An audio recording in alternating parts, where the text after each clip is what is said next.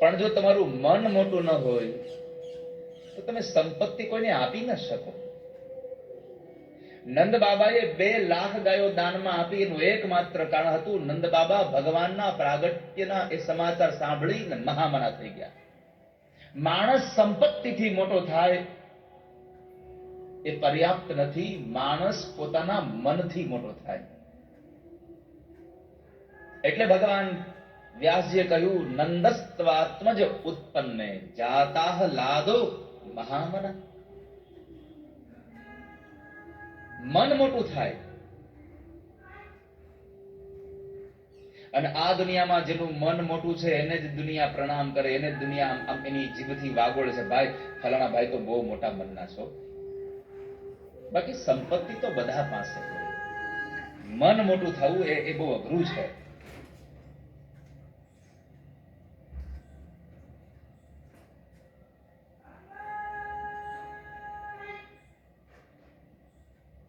દુનિયામાં સંપત્તિવાન માણસ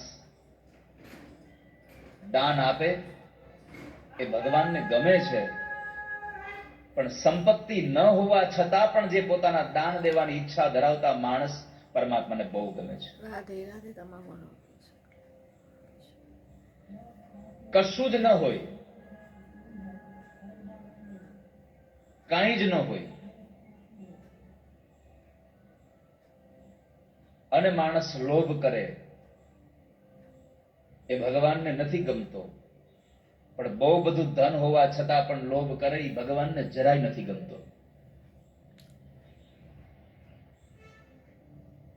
મારી પ્રાર્થના છે આપ સૌને, જિંદગીમાં કરકસર કરજો પણ લોભ ન કરતા ક્યારેય.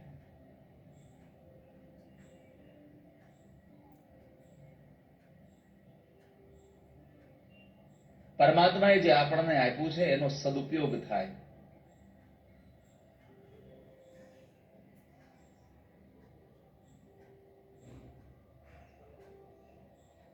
નંદ બાબા મોટા મનના બન્યા. ભગવાનનો ઉત્સવ ઉજવાઈ રહ્યો છે. બ્રાહ્મણોને દાન આપ્યા છે, પિતૃઓનું શ્રાદ્ધ કર્મ કર્યું છે, નંદી શ્રાદ્ધ કર્યું છે. એ નાંદી શ્રાદ્ધમાં પિતૃઓનું તર્પણ થાય. સંતતિ અને સંપત્તિ આ પિતૃઓની કૃપાથી પ્રાપ્ત થાય છે.